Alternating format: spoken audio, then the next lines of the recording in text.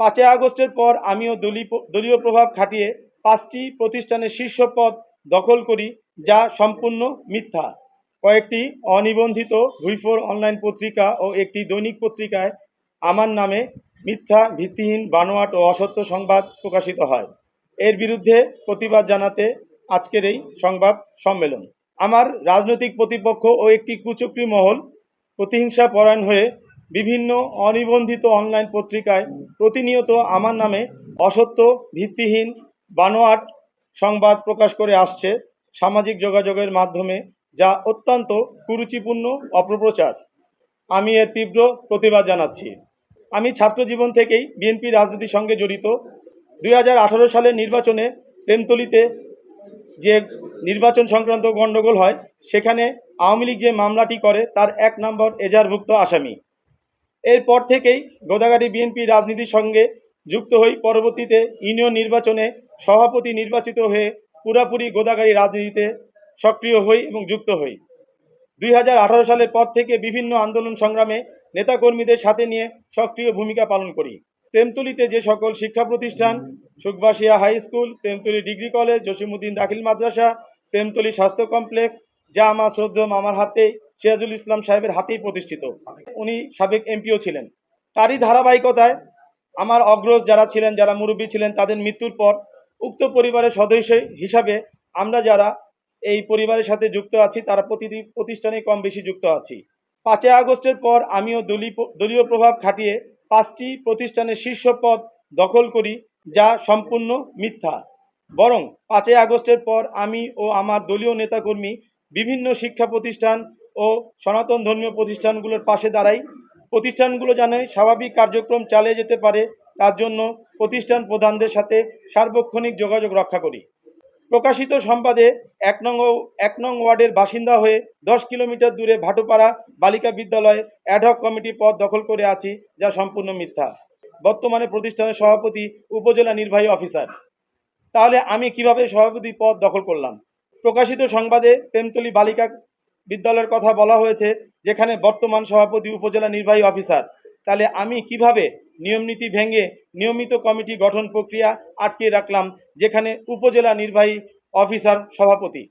জসিমউদ্দিন দাখিল মাদ্রাসায় নিয়োগ বাণিজ্যের অভিযোগ তোলা হয়েছে, যা সম্পূর্ণ ভিত্তিহীন। সুখবাসিয়া স্কুলের বছরের পর বছর জমি আয়ের সুষ্ঠু হিসাব মিলেনি। আমি বছরের পর বছর সভাপতি ছিলাম না। 17 বছর আওয়ামী লীগ ক্ষমতায় ছিল, তাদের অনুমোদিত লোক সভাপতি হিসাবেই ছিল, তাই জমির আয় ব্যয় আমার উপর বর্তায় না। সাম্প্রতিক বিদ্যালয়ের আসা 8 থেকে 10 লক্ষ টাকা ফান্ডের কথা বলা হয়েছে, যা আমার জানা মতে এই ধরনের কোনো ফান্ড স্কুলে আসেনি, যা সম্পূর্ণ মিথ্যা ও ভিত্তিহীন। প্রেমতলী ডিগ্রি কলেজে মোটা অঙ্কের টাকার বিনিময়ে প্রিন্সিপাল ও ভাইস প্রিন্সিপালকে ফিরিয়ে আনার গোপন চেষ্টা চালিয়ে যাচ্ছি, যা সম্পূর্ণ মিথ্যা ও ভিত্তিহীন। স্থানীয় বালুমহল ও মসজিদে 1 লক্ষ টাকার কথা বলা হয়েছে। এ বিষয়ে আমি একেবারেই অবগত নয়, যেহেতু আমি বালুমহলের সাথে যুক্ত নই। প্রকাশিত সংবাদে কালীদিঘি নামক স্থানে রিসিভারের 72 বিঘা জমি গত টার্মে বেনামে লিজ নিয়েছি, যা সম্পূর্ণ মিথ্যা। বরং এই বছর একটি মহল থানার সাথে যোগসাজশে মাত্র 1,10,000 টাকায় লিজ গ্রহণ করে। যেহেতু 72 বিঘা জমি মালিকানা আদিবাসীদের, তাই তারা আমাকে অভিযোগ করলে আমি বিষয়টি খতিয়ে দেখতে যেয়ে দেখি 2023 সালে দ্রুত বিচার আদালত আদিবাসীদের পক্ষে রায় দেয় এবং থানার রিসিভার বাতিল করে। সত্য উদ্ঘাটিত হয়, আদিবাসীরা তাদের জমি ফেরত পায় এবং তাদের জমি চাষাবাদ শুরু করে। এর ফলে আমার রাজনৈতিক প্রতিপক্ষ ও কুচক্রী মহল ক্ষিপ্ত হয়ে আমার নামে ভিত্তিহীন, বানোয়াট, মিথ্যা অপপ্রচার চালিয়ে আমার সামাজিক রাজনৈতিক মর্যাদা ক্ষুণ্ণ করার অপচেষ্টায় লিপ্ত।